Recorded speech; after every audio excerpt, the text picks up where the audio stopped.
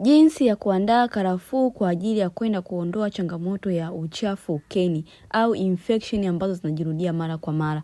Chemsha karafuu yako kwa dakika 10, punje 5 zinatosha. Lakini pia baada ya kuchemka iweke kwenye kikombe na uongeze na kijiko cha asali. Kama hauna asali basi haina shida, tumia hivyo hivyo kila siku asubuhi na jioni.